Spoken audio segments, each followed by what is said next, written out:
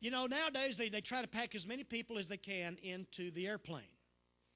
The seats you're sitting on would be considered roomy. Those would be like first class to the seats we sit in because we just pull preaches. And we just got to get over and do the message to preach the gospel and get back. And so I thought that I had left being around cattle in Texas. No, get on an international flight and you'll feel like saying, move over.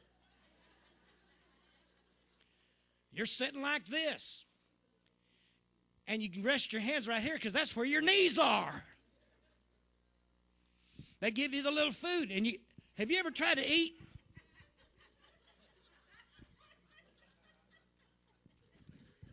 Am I telling the truth? Can I tell you something kind of humorous about our last trip to Ireland? I hope this never happens again. If it does, I'm marking Ireland off my list.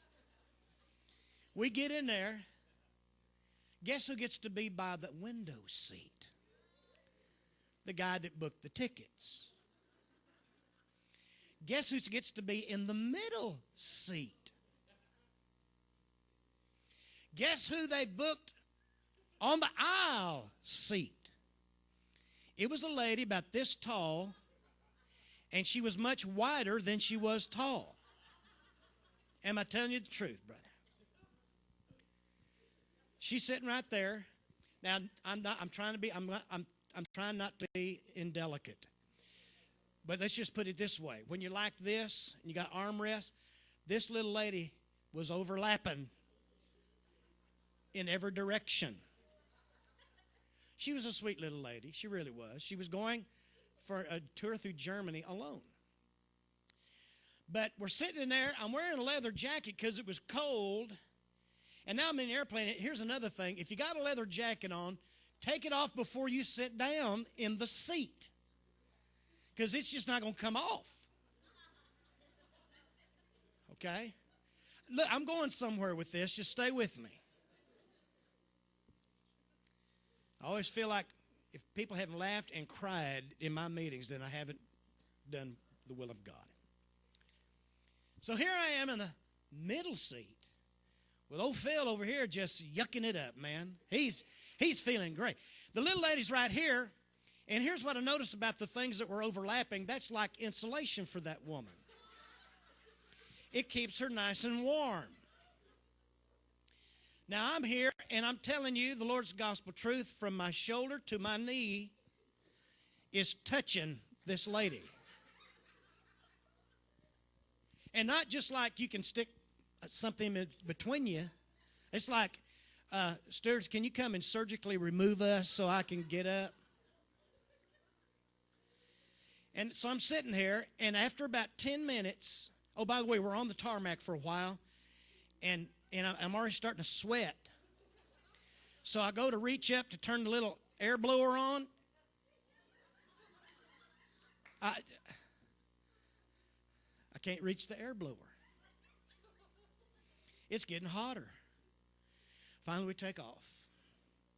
I'm getting hotter and hotter. I'm sweating. My hair's falling down. I got a leather jacket on, and I'm starting to lose it.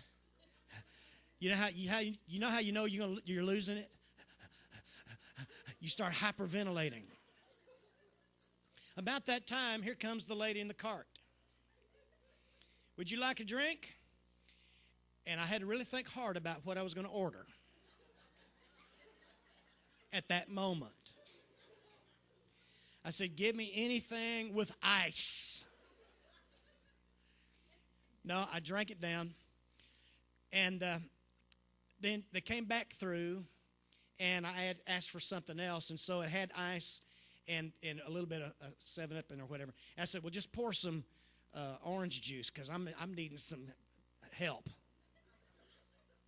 So I'm sitting here holding this.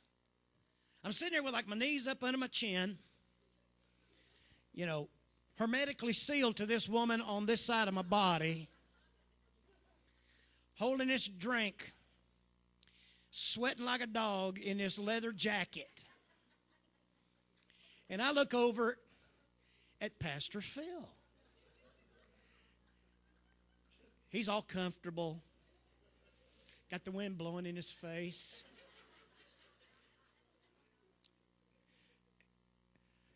And I said, "Will you just look at this, will you?